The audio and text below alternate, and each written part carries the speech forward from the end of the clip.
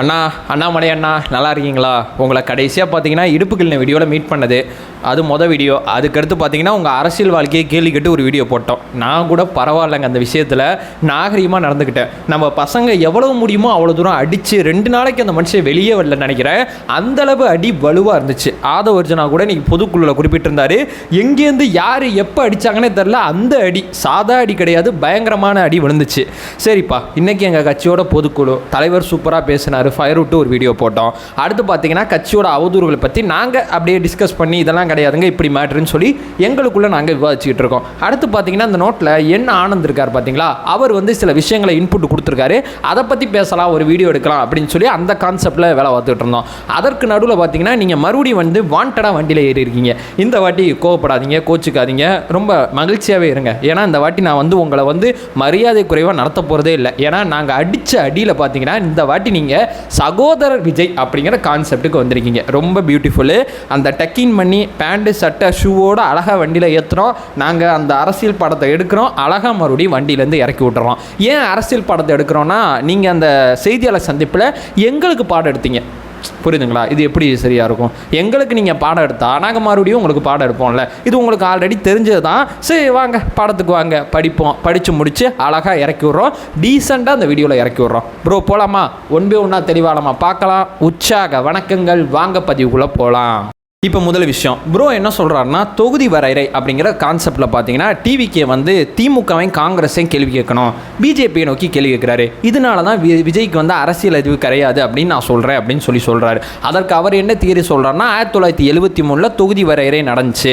அதில் பார்த்தீங்கன்னா 20 தொகுதியை இன்க்ரீஸ் பண்ணாங்க. 20 பார்த்தீங்கன்னா தமிழ்நாட்டுக்கு எந்த தொகுதியும் கிடைக்கல. அந்த வாட்டி மீட்டிங்கில் போனது கலைஞர் தான் மீட்டிங்கில் போனார், தமிழ்நாட்டோட உரிமையை விட்டு கொடுத்தாரு. நாங்கள் ஒன்றும் பண்ணவே இல்லை, அதுக்குள்ளே எங்களை திட்டுறார் விஜய் நியாயமாக பார்த்தீங்கன்னா 50 வருஷம் முன்னாடி திமுக பண்ணுற துரோகத்தையும் காங்கிரஸ் பண்ணுற துரோகத்தையும் தான் தன்னுடைய பொதுக்குழுவில் பேசியிருக்கணும் அப்படிங்கிற கான்செப்டுக்கு வரார். ப்ரோ நாங்கள் அரசியல் கட்சி ஆரம்பித்து இப்போ இருக்கக்கூடிய பிரச்சனை, இப்போ இருக்கக்கூடிய சினாரியோவில் இருக்கக்கூடிய சில முக்கியமான முடிவு எடுத்துக்கிட்டு இருக்கோம். உங்களமா எல்லாத்துக்கும் நேருவை குறை சொல்கிற கான்செப்டில் நாங்கள் இல்லை. இன்றைக்கி பார்த்தீங்கன்னா 2026 தொகுதி வரை செய்ய வேண்டிய தேவை இருக்கா, தேவை இல்லையா? தேவை இருக்குது, உங்களுக்கே நல்லா தெரியும். இப்போ 2026 எப்படி செய்ய போகிறோம் அப்படிங்கிறது தான் கான்செப்ட். 50 வருஷம் முன்னாடி என்ன செஞ்சோம் அப்படிங்கிறது இங்கே விவாதிச்சுட்டு இருந்தால் அது டைம் வேஸ்ட் ப்ரோ, அது டைம் வேஸ்ட். சரிங்களா? இப்போ 50 வருஷம் கழித்து இப்போ நம்ம தொகுதி வரையறை செய்யும் போது என்ன கான்செப்டில் செஞ்சால் சரியாக இருக்கும் அப்படிங்கிறது தான் மேட்ரு. இப்போ தொகுதி வரையறை அப்படிங்கிற அதிகாரம் யார்கிட்ட இருக்குது ப்ரோ? உங்கள்கிட்ட தான் இருக்குது. உங்கள் தலைவர் என்ன சொல்கிறாரு? விகிதாச்சார அடிப்படையில் நான் பண்ணுவேன் அப்படிங்கிற ஒரு விஷயத்த சொல்கிறாரு. எங்கள் தலைவர் என்ன சொல்கிறாரு? விஜய் என்ன இல்லைப்பா பண்ணவே வேணாம், 543 அப்படியே ஹோல்டில் இருக்கட்டும், இதை அதிகரிக்கவே வேணாம், குறைக்கவே வேணாம்னு சொல்லி ஒரு 5 பக்கம் அறிக்கை வெளியிட்டாரா? அந்த அறிக்கையை படித்து பார்த்தீங்களா? எதனால் குறைக்க வேணாம், இப்போ இருக்கக்கூடிய எம்பிக்கள் என்ன பண்ணுறாங்க, இப்போ புதுசாக கூடுதலாக எம்பிக்கள் வந்தால் என்ன பண்ணுவாங்க, இப்போ ஸ்டாலின் ஐயா என்ன சொல்கிறாரோ அடுத்த 25 வருஷத்துக்கு பண்ண வேணாம்னு சொல்கிறாரு. எங்கள் தலைவர் என்ன சொல்கிறாருன்னா, அமெரிக்காவில் ஆல்ரெடி நடைமுறையில் இருக்குது, மக்கள் தொகை எவ்வளோ வேணால் இருக்கட்டும், ஆனால் பிரதிநிதிகள் அதிகப்படுத்துறதுங்கிறது சரியான தீர்வாக இருக்காதுன்னு சொல்லி நாங்கள் ஸ்டாப் பண்ண சொல்கிறோம். இப்போ இல்லை ப்ரோ, டோட்டலாக ஸ்டாப் பண்ணுங்க அப்படிங்கிற ஒரு விஷயத்தை சொல்கிறோம். அப்போ அதிகாரத்தில் இருக்கக்கூடிய உங்கள்கிட்ட தான் நான் சொல்ல முடியும். 2026 நீங்கள் தான் பண்ண போகிறீங்க. நீங்கள் பண்ணுறது அச்சம் ஏற்பட்டுறக்கூடாதுங்கிறது தான் தமிழ்நாடு நடத்தின அனைத்து கட்சி கூட்டத்தில் பங்கேற்று எங்களுடைய கான்செப்ட், எங்களுடைய தியரி அத்தனையுமே சொன்னோம். ப்ரோ இப்போ 2026 நாங்கள் பேசிகிட்டு இருக்கோம் ப்ரோ. இப்போ என்ன பண்ண போகிறீங்கிறது தான் டிவைடு. 50 வருஷம் முன்னாடி பண்ணவங்க துரோகம் நீங்கள் கேட்டுங்க ப்ரோ, நீங்கள் அந்த பழையவாத சிந்தனையிலே வாழ்ந்துக்கிட்டு இருக்குங்க. நாங்கள் ஃப்ரெஷ்ஷாக இப்போ 2026 எங்கள் மக்கள் பாதிக்கப்படக்கூடாது. 50 வருஷம் முன்னாடி நடந்த அநியாயத்தை தட்டி கேட்க மாட்டேன்னு கேட்டிங்கன்னா ப்ரோ, அதை தட்டிக்கிட்டு இருந்தால் இதை யார் ப்ரோ கேட்பா? இங்கே எதுவும் ஏமாந்து போயிட்டோம்னா அடுத்த தலைமுறை எங்களை திட்டாதா? நியாயமாக கேட்குறானா இல்லையா? அடுத்த தலைமுறை எங்களை திட்டம்ல. ஸோ எங்கள் தலைவர் என்ன சொல்கிறாருன்னா, தொகுதி வரைங்கிற கான்செப்ட்ஸே ஸ்டாப் பண்ணுன்னு சொல்கிறார். அப்போ ஸ்டாப் பண்ணுறது யார்கிட்ட சொல்லுவார்? உங்கள்கிட்ட சொல்லுவாரா? மோடிட்ட தானே சொல்லுவார், அவர்கிட்ட தானே அதிகாரம் இருக்குது. ஸோ நாங்கள் தொகுதி வரையறை அப்படிங்கிற விஷயத்தில் ஆஃப் அப்படிங்கிற கான்செப்டை அவர்கிட்ட பேசிக்கிட்டு இருக்கோம் ப்ரோ. உங்களுக்கு என்ன பிரச்சனை? இது மொதல் கான்செப்ட் ப்ரோ. 50 வருஷம் பிரச்சனையே பேசிட்டு இருக்காது ப்ரோ, இன்னைக்கு கதைக்கு வா, இது மொதல் மேட்ரு. இப்போ ரெண்டாவது பார்த்தீங்கன்னா அடுத்து என்ன சொல்கிறாருன்னு பார்த்தீங்கன்னா, ஏதோ ஒரு முக்கியமான மேட்ரு சொன்னார். மோடி மீதான விமர்சனம் சக்தி மிக்க தலைவராக ஒருத்தர் இருந்தார்னா அவரை நோக்கி நம்ம விமர்சனம் வச்சோம்னா நம்ம கொஞ்சம் நல்லா தெரியும் அப்படிங்கிற ஒரு சரி ஓகே அப்படிங்கிற ஒரு கான்செப்டை சொல்கிறாரு. எனக்கு சிரிப்பு தான் வருது. ராகுல் காந்தியை பற்றி விஜய் பேசுகிறாரா? பார்த்தியா, இவரை பற்றி தான் பேசுகிறாரு. இப்போ தமிழ்நாட்டில் பார்த்தீங்கன்னா உங்களை பற்றி பேசினாரா? ரெண்டாவது பார்த்தீங்கன்னா சீமானவர்களை பற்றி பேசினாரா? இல்லை காங்கிரஸை பற்றி பேசினாரா? அவர் ரொம்ப தெளிவாக சொல்கிறாரு, அதிகாரத்தில் இருக்கக்கூடிய 2 தலையை தூக்குறது தான் என்னோட நோக்கம். ஒன்று பார்த்தீங்கன்னா ஸ்டாலின், இன்னொன்று பார்த்தீங்கன்னா மோடி அவர்கள். மோடி அவர்களையும் ஸ்டாலின் அவர்களையும் நீங்கள் அழகாக இருக்கீங்க, நீங்கள் ஏன் பேண்ட் சட்டை போட்டீங்க, நீங்கள் ஏன் வாட்ச் கட்டலை, நீங்கள் ஏன் இன் பண்ணாமல் இருக்கீங்க அப்படின்னு பேசலை. மோடி அவர்களோட இந்த தலைப்பாகை என்ன ரேஞ்சு, இந்த ஷூ என்ன ரேஞ்சு அப்படிலாம் அவர் பேசலை. இவரோட பாலிசி டிசைனை பற்றி பேசுகிறாரு, இவரோட பாலிசி டிசைனை பற்றி பேசுகிறாரு. ஸோ மோடி அவர்களை பற்றி அவர் விமர்சிக்கும் போது என்ன சொன்னார்? தமிழ்நாட்டுக்கு போதுமான நிதி தரலன்னு சொன்னார். நீங்கள் தமிழ்நாட்டுக்கே நிதி தரலன்னு சொல்லலை, தமிழ்நாட்டுக்கு சிறப்பாக எந்த திட்டத்தை கொண்டு வந்தீங்க அந்த 10 வருஷ காலத்தில்? எய்ம்ஸ் ஒன்று கொண்டு வந்தீங்க. அதற்கு முன்னாடி பார்த்தீங்கன்னா 9 மருத்துவக் கல்லூரிகள் அதிமுக ஆட்சி காலத்தில் கொண்டு வந்தீங்க. இது 2 தாண்டி தமிழ்நாட்டுக்கு பிரதமர் நரேந்திர மோடி என்ன செஞ்சிருக்கார்? இந்த பாம்பன் பாலத்தை புதுப்பிச்சிருக்கீங்க, இல்லைன்னு சொல்லலாம். அதை கூட பார்த்தீங்கன்னா ராமநவமி, அதை கூட நான் தனியாக பேசுகிறேன் ப்ரோ, அதெல்லாம் நான் உங்ககிட்ட தனியாக பேசுகிறேன். ராமநவமி காண்டி 2 மாதம் அந்த மக்கள் பயன்பாட்டுக்கு அதை கொண்டு விடாமல் கிடப்பில் போட்டு வச்சுருக்கீங்க. அந்த கான்செப்டை நம்ம தனியாக பேசுவோம். ஸோ இங்கே நாங்கள் மோடி விமர்சிக்கிறோம், ஸ்டாலின் அவர்களை விமர்சிக்கிறோம்னா பர்சனலாக உட்காந்து பேசிக்கிட்டு இருக்கோம். ஸோ மோடி அவர்களை எதுக்காண்டி விமர்சிக்கிறோம்? வகுப்புவாத சட்டத்தில் ஏன் இப்படி நடந்துக்கிறீங்கன்னு கேட்குறோம், ஏன் இஸ்லாமிய உரிமையை பறிக்கிறீங்கன்னு கேட்குறோம். இந்த பக்கம் பார்த்தீங்கன்னா தொகுதி வரையறை அப்படிங்கிற கான்செப்டை ரொம்ப கேர்ஃபுல்லாக பண்ணுங்கள், அப்படியே பாஸ் பண்ணுங்கன்னு சொல்கிறோம். நான் நல்லா இருக்கீங்களா, சாப்பிட்டீங்களா, இட்லி சாப்பிட்டீங்களா, தோசை சாப்பிட்டீங்களா, நான் மோடிட்ட கேட்டிருக்காரு விஜய். என்ன அவரோட பாலிசி டிசைனை பற்றி பேசிகிட்டு இருக்காரு. மும்மொழி கொள்கையை ஏன் தமிழ்நாட்டில் திணிக்கிற, எங்களுக்கு 2 மொழியே கான்செப்ட் நல்லா இருக்குது, நாங்கள் வேறு ஐடியாலஜியில் இருக்கோம், இந்த நிதி தராமல் அந்த கான்செப்டை செய்யாதன்னு சொல்லி அரசியல் அதிகாரத்தில் இருக்கிறவங்களை நோக்கி கேள்வி கேட்டுக்கிட்டு இருக்காரு. கொள்கை எதிரின்னு அரசியல் எதிரின்னு சொல்லி 2 பேரை சூஸ் பண்ணி அவங்கள நோக்கி மட்டும் அவ்வளோ அழகாக அரசியல் பண்ணிட்டு இருக்காரு. இந்த கான்செப்ட் புதுசு ப்ரோ. தமிழ்நாட்டில் ஒரு கட்சி ஆரம்பித்தா எல்லாரையும் போய் கடிப்பாங்க, அப்படி கிடையாது ப்ரோ. நான் வந்து அட்டாக் பண்ணுறது இந்த 2 பேரை மட்டும்தான். இந்த 2 பேரை அகற்றுறதுக்காண்டினா நான் அதிகாரத்துக்கு வரேன், அதிகாரத்தை நோக்கி முயற்சி பண்ணேன்னு சொல்லி வேறு கான்செப்டில் பயணிக்கிறார் ப்ரோ. லண்டனில் இந்த சப்ஜெக்ட் இல்லைன்னு நினைக்கிறேன், அதனால தான் கொஞ்சம் தடுமாறிங்க. அண்ணன்ட்ட போங்க, அண்ணன் கற்றுக் கொடுப்பாப்புல, நல்ல மனுஷன். எல்லாருக்கும் வந்து அறிவை புகட்டணும்னா விஜய் நான் கண்டிப்பாக செஞ்சு கொடுப்பாப்புல. அண்ணன்ட்ட போனீங்கன்னா அந்த கான்செப்டை கற்றுக்கலாம். இது 2வது ப்ரோ. 3வது என்ன சொல்கிறீங்கன்னா, ரெட் ஜெயண்ட் அப்படிங்கிற ஒரு விஷயத்தை அறிமுகப்படுத்தினதே விஜய் தான். இப்போ கூட பீஸ்ட் படத்தில் ரெட் ஜெயண்ட் ஒன்று நடித்தார். அவரோட வேற ஒரு படத்தை ரெட் ஜெயண்ட் தான் பண்ணார். அரசியல் காலத்தில் திமுக எதிர்ப்பாராம், ஆனால் ரெட் ஜெயண்ட்டை மட்டும் இவர் தான் ஆரம்பிச்சு வச்சார். இந்த திரையுலகம் இவ்வளோ கஷ்டத்துக்கு காரணமே விஜய் அண்ணா தான் அப்படிங்கிற கான்செப்டை சொல்கிறாங்க. தமிழ்நாட்டில் யார் வேணால் என்ன தொழில் வேணால் தொடங்கலாம், ஓகேவா? இந்த பாயிண்ட் ஓகேவா? யார் வேணால் எந்த தொழில் வேணால் சட்டப்படி தொடங்கலாம், எந்த பிரச்சனையும் கிடையாது. யார் வேணால் யார் கூட வேணால் தொழில் பண்ணலாம், அதுவும் எந்த பிரச்சனையும் கிடையாது. சட்டப்படி கரெக்டாக இருந்தால் ஓகே டன். இப்போ ரெட் ஜெயண்ட் அப்படிங்கிற கான்செப்டில் பார்த்தீங்கன்னா ரெட் ஜெயண்ட் வந்து விஜயண்ணா வச்சு பணம் தயாரிக்கிறதுக்கு முயற்சி பண்ணுது. விஜயண்ணா அப்ரோச் பண்ணுறாங்க, கதை சூஸ் பண்ணுறாங்க, கான்செப்ட் சூஸ் பண்ணுறாங்க. அது மட்டும் இல்லாமல் சம்பளம் பேசுகிறாங்க, எல்லாமே டேலி ஆகுது. ஷூட்டிங் போகிறாரு, படம் நடிச்சு கொடுக்குறாரு, படம் ஓடுது ஓடல அது 2வது விஷயம். அக்ரிமெண்ட் படி எல்லாமே நடந்துச்சு, ஓகே டன். அடுத்து பார்த்தீங்கன்னா சன் பிக்சர்ஸ் தயாரிக்கிற ஒரு படத்தில் விஜயண்ணாவை கமிட் பண்ணுறாங்க. விஜயனும் அந்த படத்தில் நடிக்கிறாரு.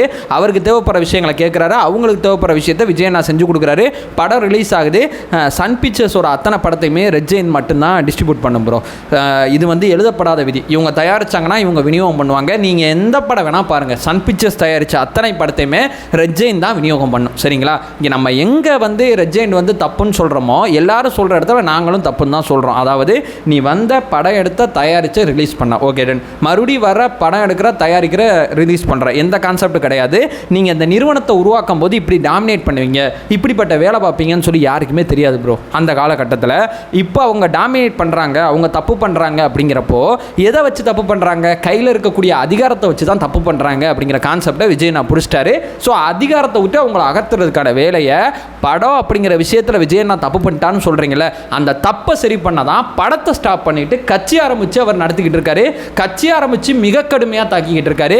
கட்சி ஆரம்பித்து 2026 வீட்டுக்கு அனுப்புவேன் அப்படிங்கிற கான்செப்டில் இருக்காரு. ரெட் ஜெயண்ட் அப்படிங்கிற கான்செப்டில் விஜய் நான் தப்பு பண்ணல. அவரோட பாலிசிக்கு இவங்களோட பாலிசி ஒத்து வந்திருக்கு. படம் தயாரிச்சாங்க. ஒரு கட்டத்தில் பார்த்தீங்கன்னா அதிகாரத்தை கையில் வச்சுட்டு டாமினேட் பண்ண ஆரம்பிச்சாங்க. அதுவும் இப்போ இருக்கக்கூடிய சமீபத்தில் 2-3 வருஷத்தில் ரொம்ப டாமினேட் பண்ண ஆரம்பிச்சாங்க. ஸோ இவன்ட்டு இந்த அதிகாரத்தை பறிக்கணுங்கிற கான்செப்டில் ரொம்ப தீவிரமாக, ரொம்ப கணக்கச்சிதமாக படங்கிடலாம் விட்டுப்புட்டு அதிகாரத்திலேருந்து தூக்கணுங்கிற ஒரே காரணத்துக்காண்டி கட்சி ஆரம்பித்து நடத்திக்கிட்டு இருக்காரு. அவரை போயிட்டு ரெட் ஜெயண்ட் அது இதுன்னு பேசிட்டு இருக்கீங்க. ரெட் ஜெயண்டோட படம் எடுத்தாவே தப்பானவரா? படம் எடுத்து அவன் தப்பு பண்ணும்போது தப்புன்னு சொல்லி அதை அத்தனையுமே விட்டுட்டு வந்து களத்தில் நின்று சண்டை போட்டுட்டு இருக்காரு. அவரை போய் கேள்வி கேட்டுட்டு இருக்கீங்க. இது 3வது. நாலாவது பார்த்தீங்கன்னா ஆதவ் அர்ஜுனா.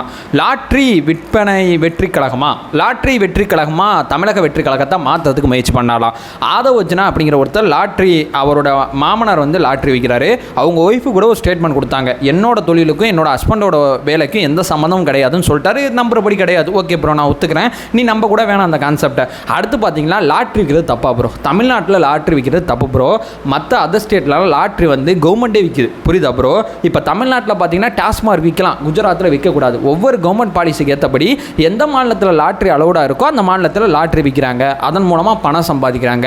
அது ஒரு வகையான தொழில். இப்போ ஆன்லைன் ரம்மி அப்படிங்கிறது ஒரு வகையான தொழில். ஒவ்வொருத்தங்க ஒவ்வொரு தொழில் பண்ணுவாங்க ப்ரோ. நீ ஏன் இந்த தொழில் பண்ணுற, நீ ஏன் இந்த தொழில் பண்ணலன்னு நம்ம கேட்கக்கூடாது ப்ரோ. சட்டத்தின் அடிப்படையில் சட்டத்தோட ஓட்டையை பயன்படுத்தி ஒருத்தன் தொழில் பண்ணானா கேட்கலாம். இப்போ ஒருவேளை லாட்ரியை வச்சு தமிழ்நாட்டில் ஆட்சி அதிகாரத்துக்கு வர்றதுக்கு முயற்சி பண்ணுறானே வச்சுப்போமே, தமிழ்நாட்டில் பார்த்தீங்கன்னா இப்போ ஆதவ் அர்ஜுனா இல்லீகலாக எதுவும் லாட்ரி விற்றுக்கிட்டு இருக்காரா, எதுவும் செஞ்சுக்கிட்டு இருக்காரா, அதிகாரத்தை ஏமாற்றி எதுவும் வேலை பார்த்துக்கிட்டு இருக்காரா? லாட்ரி அப்படிங்கிற கான்செப்டில் ஆதவ் அர்ஜுனாக்கு தமிழ்நாட்டில் தொடர்பு பற்றி எதுவும் பேச முடியுமா? மற்ற மாநிலத்தில் லீகலாக இருக்குது, அந்த மாநிலத்தில் லாட்ரி விற்கிறாங்க, உனக்கு என்ன ப்ரோ பிரச்சனை? நீ என்றைக்குமே ப்ரோ அந்த ஆதவ் அர்ஜுனாங்கிற ஒருத்தர் என்ன கேள்வி கேட்டார், ஏன் ப்ரோ தனி மனித விமர்சனம் பண்ணுற, என்ன கான்செப்ட், என்ன பிரச்சனைன்னு ஒரு கேள்வி கேட்குறாரு. அந்த கேள்விக்கு பதிலே சொல்ல மாட்டேறியா ப்ரோ? விஜய் என்ன ஒரு அறிக்கை விட்டா அந்த அறிக்கைக்கு பதில் சொல்ல மாட்டேன். விஜய் என்ன இடுப்பு கிளிட்டு அறிக்கை விட்டார்னு சொல்கிற. ஆதவ் அர்ஜுனா வந்து ஒரு ஸ்டேட்மெண்ட் ஒன்று சொல்கிறாரு. அந்த ஸ்டேட்மெண்ட்டை பெரிய லெவலில் வந்து இந்த ஸ்டேட்மெண்ட்டில் நல்லது இருக்குது கெட்டது இருக்குன்னு பார்க்க மாட்டா. அவர் என்ன தொழில் பண்ணுறாரோ அந்த தொழிலை போய் குத்துறது. இது என்ன ப்ரோ கான்செப்ட்? அவர் லாட்ரி வித்தார்னா தமிழ்நாட்டில் இல்லீகலாக இருக்குது, தமிழ்நாட்டில் உட்காந்து வித்தாரா, எதுவும் செஞ்சாரா, ₹1 சம்பாதிச்சாரா? அவர் வீட்டில் கூட அமலாக்கத்துறை ரெய்டு விட்டிங்களே, எதுவும் கண்டுபிடிக்க முடிஞ்சா, தூக்கி சிறையில் வைக்க முடிஞ்சா, எதுவும் பண்ண முடிஞ்சா? அதிகாரம் உன் கையில் இருக்குது ப்ரோ. லாட்ரி வித்து தப்புனா தூக்கி உள்ளே வை ப்ரோ, கம்ப்ளைண்ட் கொடு, ப்ராசஸ் பண்ண, அடுத்த கட்டம் போ. அது எதுவுமே பண்ண மாட்டேன், உட்காந்துக்கிட்டே நான் அவரை உட்காந்து திட்டிகிட்டே இருப்பேன், குறைஞ்சிக்கிட்டே இருப்பேங்கிற கான்செப்ட் எப்படிப்பட்டது ப்ரோ? என்ன இது எனக்கு புரியவே இல்லை. லாட்ரி விற்கிறது எந்த மாநிலத்தில் அலௌடாக இருக்கோ அந்த மாநிலத்தில் அவங்க மாமனார் விற்கிறார், எந்த பிரச்சனையும் கிடையாது. அது அலௌடு இல்லாத மாநிலத்தில் அவங்க செய்கிறது கிடையாது. அது ஒரு வகையான தொழில் ப்ரோ. அதுக்கு டிமாண்ட் இருக்குது, அதுக்கேற்ற சப்ளையும் அவங்க பண்ணுறாங்க. என்ன தப்பு இருக்குது? அடுத்து ப்ரோ, தமிழக அரசியல் காலத்தில் ஊழல் ஒழிக்கிறதுல பிஜேபி ரொம்ப தீவிரமாக இருக்குது. எங்கே ப்ரோ ஒன்று ஒழிச்ச டிஎம்கே ஃபைல்ஸ்னு ஒன்று ரிலீஸ் பண்ண ப்ரோ, அது என்னாச்சுன்னே தெரியல. அடுத்து பார்த்தீங்கன்னா இப்போது இந்த இடி வழக்கு ஒன்று, இந்த மணல் மாஃபியா சம்மந்தப்பட்ட வழக்கு, அதுவும் ஒரு 1.5 வருஷமாக தூங்கிட்டு இருக்கு. இப்போ சமீபத்தில் பார்த்தீங்கன்னா டாஸ்மார்க் ஊழல், அதுலேயும் எந்த விதமான பிரச்சனையும் கிடையாது. நீ என்ன பண்ணுற ப்ரோ? அரசியல் மட்டும் பண்ணுற ப்ரோ. அதிகாரத்தை பயன்படுத்தி அதை தண்டனை வாங்கி கொடுக்கணும். இப்போ டெல்லிக்கு போயிட்டு பார்த்தீங்கன்னா தமிழகத்துக்கு தேவைப்படுற திட்டங்களை நீங்கள் போயிட்டு இப்போ கூட ஏதோ ரயில்வே சம்மந்தமாக ஏதோ ஒரு வேலை பார்த்தீங்களா, இந்த மாதிரி ஏன் அமலாக்கத்துறை அலுவலகத்துக்கு போக மாட்டீங்க? இந்த மாதிரி ஏன் அந்த மணல் மாஃபியா சம்மந்தப்பட்ட வழக்கை வேகம் எடுக்க வேலை செய்ய மாட்டீங்க? உங்களுக்கு நீங்கள் நினச்சிங்கன்னா மத்திய அமைச்சரை போய் உடனடியாக சந்திக்க முடியுது. நான் நினச்சா பண்ண முடியாது ப்ரோ, எங்கள் தளபதி நினச்சா பண்ண முடியாது. உங்களுக்கு அந்த அதிகாரம் இருக்குது. நீ ஊழலை ஒழிக்கிறதுல மிக தீவிரமாக இருக்கீங்க ப்ரோ. போராட்டம் பண்ணுறது, சாட்டை வச்சு அடிச்சுக்கிறது, இந்த மாதிரி வேலைலாம் ரொம்ப தீவிரமாக பார்க்குறீங்க. அதே நேரத்தில் பார்த்தீங்கன்னா அதிகாரத்தை பயன்படுத்தி தண்டனை வாங்கி கொடுக்க மாட்டீங்க. நான் கேட்குற கேள்வி உனக்கே சரின்னு படும் ப்ரோ. கண்டிப்பாக படும், மனுஷனாக இருந்தால் கண்டிப்பாக படும். ஆமாம் கரெக்டாக தான் கேட்குறான்னு இருக்கும் ப்ரோ. நீ என்ன பண்ணுறதா ப்ரோ? ஊழலை ஒழிக்கிறேன் இல்லை, செய்தியை கிரியேட் பண்ணுற ப்ரோ. நான் ஒழிக்கிறேன்னு ஒரு ஓரமாக உட்காந்து கத்துற ப்ரோ. ஆனால் ஒழிக்கிறியா? இல்லை ப்ரோ, ஒழிக்கலை. இதான் உண்மை. இந்த உண்மையை நீ ஏற்றுக்க ப்ரோ. இது இல்லாமல் நான் சும்மா ஊழலை ஒழிக்கிறேன்னு இப்போ நீ அதிமுக ஊழலை ஒழிப்பியா ப்ரோ? 2 பேருமே ஊழல் கட்சி தானே. அது இன்னும் ஒரு ஆளை மட்டும் அடிக்கிற, இன்னும் நாளை அடிக்க மாட்டேற. இப்போ RN ரவி இருக்கார்ல ப்ரோ, அவர் பார்த்தீங்கன்னா சில முன்னாள் அமைச்சர் ஊழல் வழக்கெல்லாம் ஒன்றும் சைன் பண்ணி கூட கொடுக்க மாட்டாராம். யார் அவர்? உங்கள் தானே, கழுத்து போட்டு வாங்கி கொடுங்க. இப்போ ஊழலை ஒழிக்கிற வேலையை ஏன் தீவிரப்படுத்த மாட்டீங்க? சும்மா உட்காந்து போராட்டம் பண்ணுறது, ஆர்ப்பாட்டம் பண்ணுறது மட்டும் ஊழல் ஒழிக்கிறது இல்லை ப்ரோ. ஊழலை உண்மைக்குமே ஒழிக்கணும். அதுக்கு தான் நாங்கள் முயற்சி பண்ணிகிட்டு இருக்கோம். அதற்கான வேலையை தான் நாங்கள் பார்த்துக்கிட்டு இருக்கோம். அடுத்து ப்ரோ, கடைசியாக ஃபைனல் டச் ப்ரோ, பிஜேபியை வளர்க்க செருப்பு போடாமல் இருக்கேன். கவலைப்படாத ப்ரோ, பிஜேபிலாம் வளர்க்க முடியாது. ஏன் இவ்வளோ சிரமப்பட்டு செருப்பு இல்லாமல் அப்படி சுற்றிக்கிட்டு? இந்த மண் அப்படிப்பட்ட மண் இல்லை. ஒன்று கட்சி விட்டு வெளியே வந்துடும் ப்ரோ. வெளியே வந்து நீ தனி கட்சி ஆரம்பித்து இந்த மண்ணுக்கான அரசியலை பண்ணால் கூட உன் கட்சி கூட ஆட்சியை பிடிச்சிடும் ப்ரோ. அதாவது அண்ணாமலை அப்படிங்கிற ஒருத்தர் தனி கட்சி ஆரம்பித்தா கூட இந்த மண்ணுக்கான அரசியல், திராவிட சிந்தனை அரசியல், இந்த மண்ணுக்கான அரசியலை முன்னெடுத்தினா கூட நீ ஜெயிச்சிடலாம் ப்ரோ. எந்த பிரச்சனையும் கிடையாது. பிஜேபியில் இருந்துட்டு நீ செருப்பு போடாமல் இருந்தால் கடைசி வரைக்கும் செருப்பு போடாமல் தான் ப்ரோ இருக்கணும் ப்ரோ. பிஜேபிக்கும் தமிழ்நாட்டுக்கு என்னைக்கு ப்ரோ ஒத்து வரும்? ஆகவே ஆகாது ரெண்டுக்கும். இது இந்த செருப்பு போடாமல் என் தொண்டர்கள் 50 பேர் செத்து போயிட்டாங்க ப்ரோ, என்ன ப்ரோ பண்ணுறது? பிஜேபியை வளர்க்கணுங்கிறது ரொம்ப கஷ்டமான காரியம்தான், ரொம்ப டஃபஸ்ட்டு டாஸ்க்கு தான். அதனால தான் அப்பக்கப்போ நிதானம் இழந்துறீங்கன்னு நினைக்கிறேன். ரொம்ப கடினமான சப்ஜெக்ட் படிக்கும்போது ரொம்ப டென்ஷன் ஆகும்ல, அந்த மாதிரி அடிக்கடி ஆயிடுற ப்ரோ. இந்த கட்சி விட்டு வெளியே வந்துடும் ப்ரோ. எங்கள் கட்சியில் சேருன்னு சொல்லலை, தனியாக ஒரு கட்சி ஆரம்பி, நல்ல சிந்தனையை மக்கள்கிட்ட கொண்டு போ, நல்ல ஆர்குமெண்ட்டை மக்கள்கிட்ட கொண்டு போ. முடிஞ்சால் தனி கட்சி ஆரம்பித்து எங்கள் சிந்தனையோட ஒத்து வந்தீங்கன்னா ஏன் ப்ரோ அதிகாரத்தில் பகிர்வுலாம் நாங்கள் சொல்லியிருக்கோம். நம்ம 2 பேரும் கூட்டணி கூட போடலாம்.